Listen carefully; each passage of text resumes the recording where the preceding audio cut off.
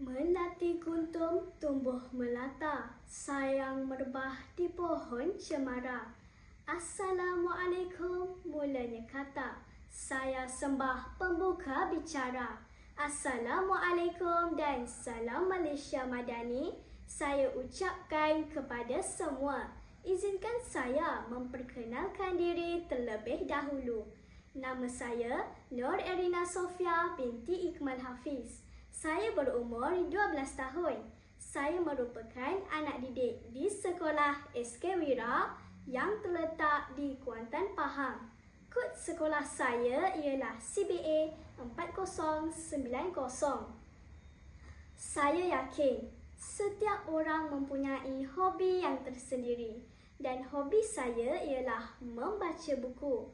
Saya amat gemar memanfaatkan masa lapang dengan membaca buku cerita kerana saya dapat memperluaskan pengetahuan dan mengambil iktibar daripadanya. Maka, tampilnya saya pada hari ini adalah untuk berkongsi salah satu buku cerita kegemaran saya yang bertajuk Ana Travelista. Buku terbitan syarikat Ana Muslim Sendirian Berhad. Ini diterbitkan pada tahun 2019. Buku ini setebal 128 helai halaman dan merupakan hasil sebuah pena oleh Syuhada Safian. Buku ini mengisahkan tentang Ana Solehah dan adiknya Ibrahim dan Luqman. Mereka merupakan anak yatim. Hidup mereka berubah sejak tinggal di rumah kebajikan Darul Riayah. Dia semakin matang dan menjadi seorang yang penyayang, baik hati, amanah, bertanggungjawab, rajin belajar dan pelbagai jati diri yang dipelajari melalui pengalaman hidup bersama kawan-kawannya. Pada suatu hari, Ana dan rakan-rakannya menjadi peserta dalam Adventure Games. Sememangnya detik yang sudah lama Ana nanti-nantikan. Tapi, Ana tidak sangka sukan ekstrem ini sangat mencabar mental dan fizikal.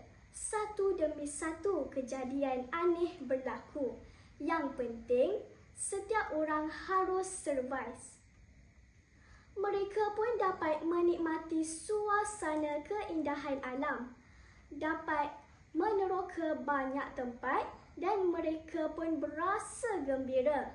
Dapat banyak pengajaran atau iktibar yang dapat dihayati bersama di dalam buku ini. Antaranya ialah kita juga perlu berhati-hati dengan orang yang mempunyai hasad dengki.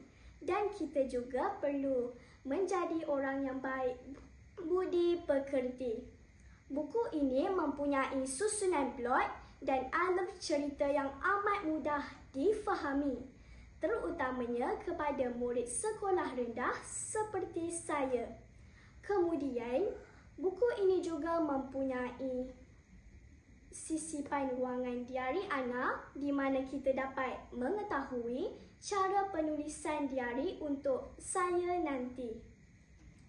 Disediakan juga hadis-hadis di akhir sesuatu kisah untuk panduan pembaca. Selain daripada itu, buku ini juga mempunyai banyak hadis yang disediakan yang boleh membuat sebagai pengajaran dan mempunyai gambar yang menarik. Kita juga perlulah menjadi orang yang bersabar dan baik hati. Sekian sahaja daripada saya. Wabillahi taufiq wal hidayah. Wassalamualaikum warahmatullahi wabarakatuh.